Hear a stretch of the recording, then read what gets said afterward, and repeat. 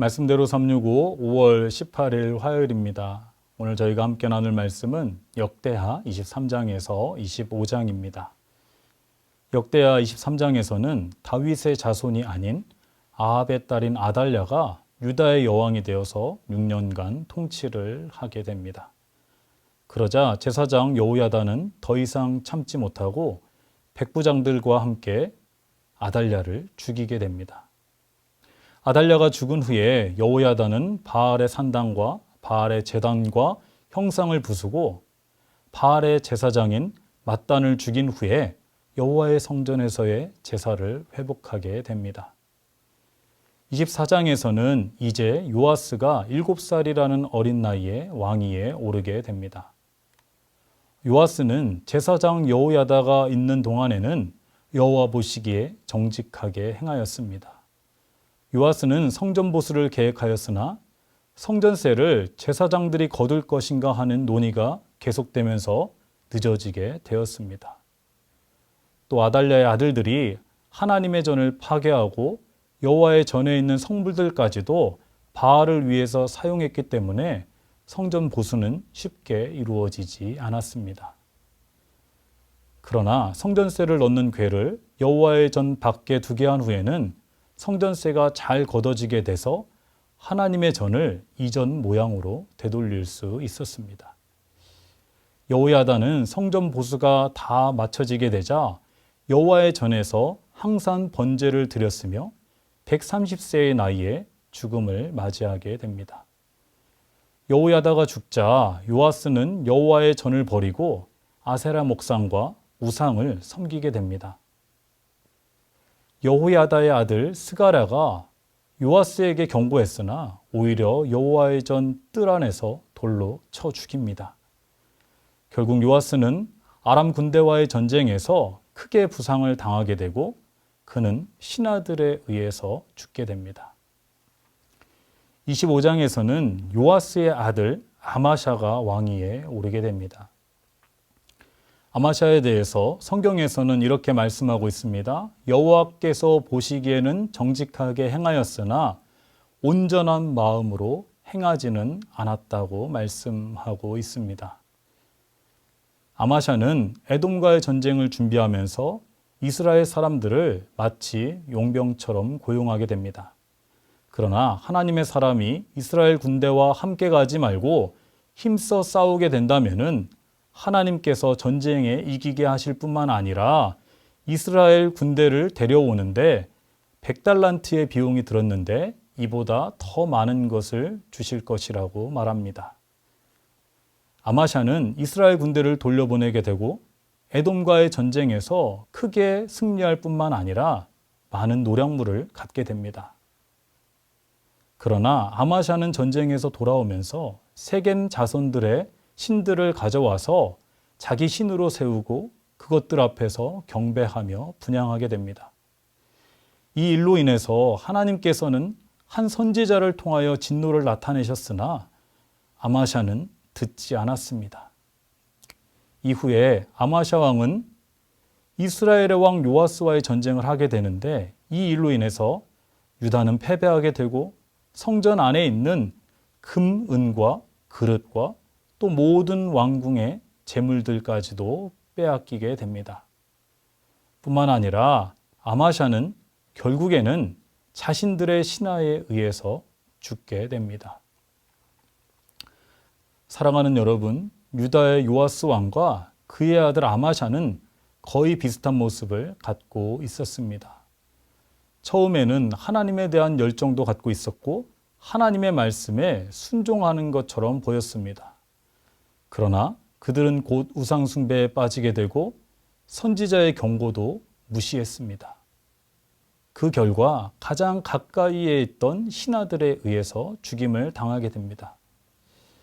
하나님의 말씀을 사모하는 여러분, 저희의 하나님을 향한 열정이 순종의 열매로 맺혀지기를 바랍니다. 하나님의 말씀을 들었다는 것으로 만족하는 것이 아니라 말씀을 마음에 담아두고 그 말씀대로 살아내는 순종의 삶을 살아가실 수 있기를 간절히 바랍니다.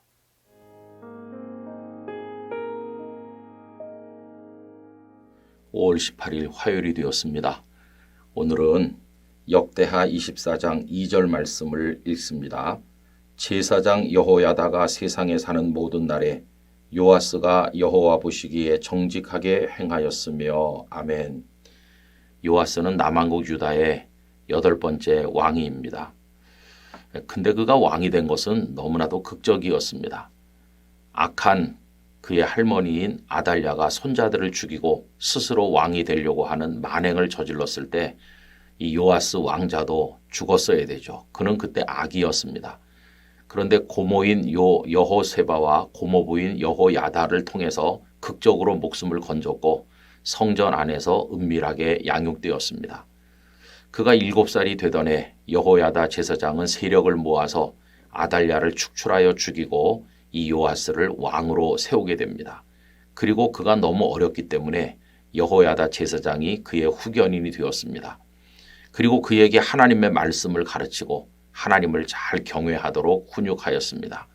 그 결과 오늘 말씀에서 보는 것처럼 이 요아스 왕은 여호야다 제사장이 살아있는 동안에는 하나님 보시기에 정직하게 행하고 하나님을 잘 섬겼다, 이렇게 되어 있습니다.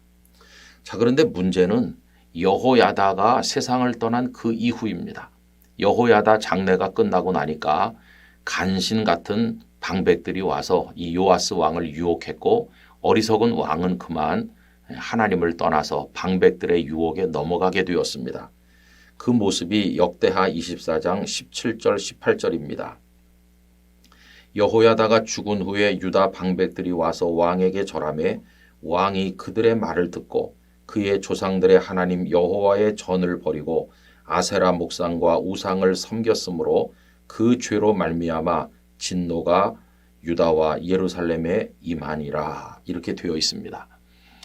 여러분, 이것을 안타깝게 여긴 사람은 세상을 떠난 여호야다의 아들 스가랴였습니다. 스가랴가 와서 왕에게 간곡하게 권했습니다. 그런데 요아스는 은인의 아들인 이 스가랴까지 죽이는 만행을 저지르게 된 것입니다. 여러분, 은혜를 입어서 생명을 건졌고 또 왕이 되었고 자신을 후견했던 여호야다 제사장의 아들까지 죽이게 되는 이 요아스의 잘못을 어떻게 설명해야 될까요? 여호와 하나님을 정직히 섬겼던 사람이 어떻게 이렇게 부패하고 타락하게 되었을까요? 우린 여기서 이런 생각을 해보게 됩니다. 여호야다 제사장이 살아있을 때 가졌던 그 요아스 왕의 믿음은 진짜였을까? 여러분, 그건 여호야다가 살아있으니까 여호야다의 영향을 받아서 하나님을 경외하는 것처럼 보였지, 여호야다가 세상 떠나니까 달라지지 않았습니까? 저는 요아스의 믿음은 참 믿음이 아니었다는 생각을 하게 됩니다.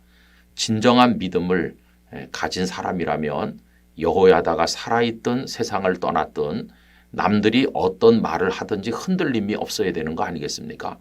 그런데 마치 철 따라 옷을 갈아입는 것처럼 상황이 바뀌니까 믿음의 옷을 훌훌 벗어버리고 우상 숭배의 옷을 갈아입은 이 요아스의 모습을 어떻게 우리가 참 믿음이라 말할 수가 있겠나 하는 것입니다. 여러분, 우리들은 하나님을 경외하는 이유가 분명해야 됩니다. 누가 우리에게 당신은 왜 하나님을 믿소? 라고 묻는다면 부모님 때문에요 라던가 환경 때문에요, 여러 이유 때문에, 이해관계 때문에라고 대답을 한다면 그건 옳은 것이 아닐 것입니다.